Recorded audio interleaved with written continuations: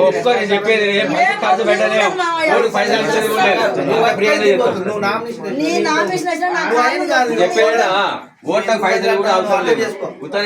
ఎందుకు బదిలాడతానో అర్థం చేసుకో. నీ కొడుకు కొరకే కొడుకు నెల నుంచి బదిలాడతాను. నీ కొడుకు బదిలాడింది వేరు. నీ కొడుకు అంటాడు నువ్వు తినకున్నా తిన్నా ఇప్పుడైతే నువ్వు చేతులు పట్టుకున్నావు ఎక్కువ మేము చేస్తాం కానీ నువ్వు అంటేనే ఇగో నువ్వు ఓకే ఆమె చెప్పాలి. ఇంతమంది ఆమె చెప్పాలి అంతే. తప్పుల విషయం మేము మనిషి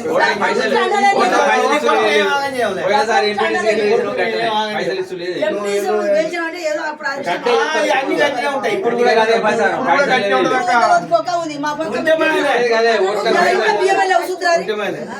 గదే ప్రచారం చేస్తాం మేము. అందరు పైసలు గదే ప్రచారం చేస్తాం. మరి మీకేం లేకపోతే మేము ఉన్నామమ్మా.